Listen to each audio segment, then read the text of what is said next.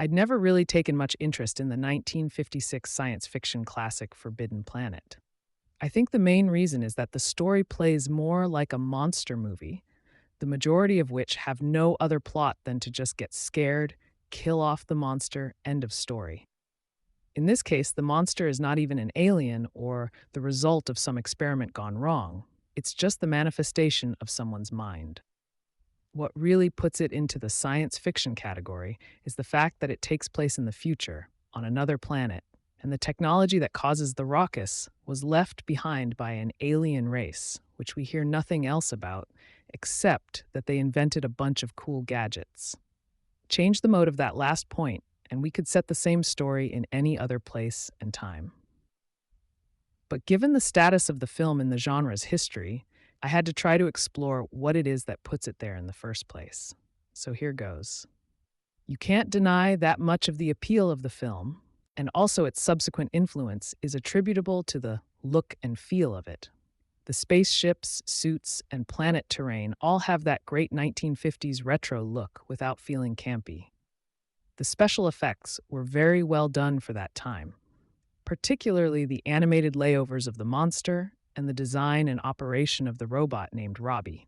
Robbie was probably the first popular depiction of a robotic character that was friendly rather than fearsome, to be followed up in later years by the very similar-looking robot from Lost in Space, and of course, C-3PO and R2-D2.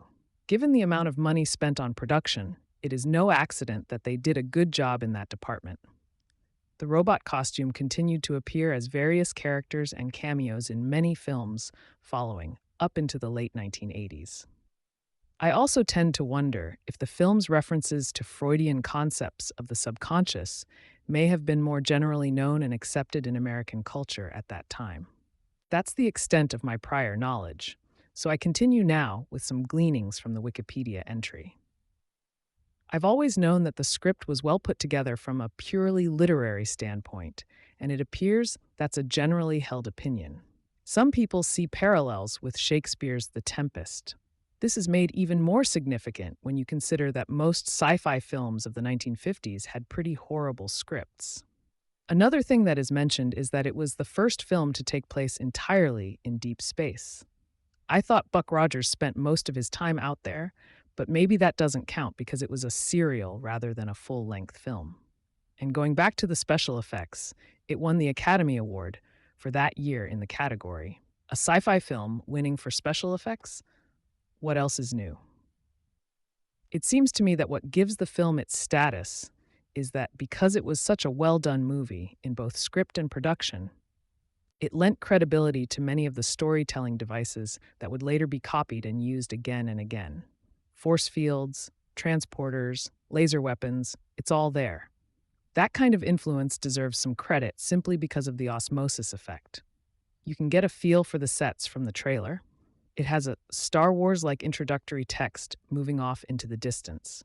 Later on, I took the time to rewatch the film in its entirety. I found that I could enjoy it more as an adult than when I was a teenager, and I was able to notice a few more things that stuck out. The first was that there is no musical score per se. The soundtrack is a strange combination of electronic computer sounds, mostly resembling the computers of the 1950s. I'm not sure about its effectiveness, but it certainly is unique. The other surprise was how cerebral the script seemed. Everyone was always giving analytical conjectures and explanations of things which were not particularly interesting, and that kind of took away from the drama at hand. It was also interesting to see how future technologies were represented in that era when real thought was put into it. Imagine using a bona fide flying saucer as a future Earth ship a decade later, after the flying saucer came to represent alien technology rather than human. In the beginning, the ship is supposed to be traveling at light factor speed, but when they have to land, they all get into this transporter-like device which makes them disappear during the deceleration period. I thought it was very cool, since no scriptwriters today even bother to tackle the G-force problem in high-speed space travel. In this film, they created a new technology to take the humans out of the equation. The new device may be just as implausible, but at least they had enough respect for the audience to take it into consideration. Anyway, after this second watch, I would not change anything I've said about this classic piece of sci fi film history.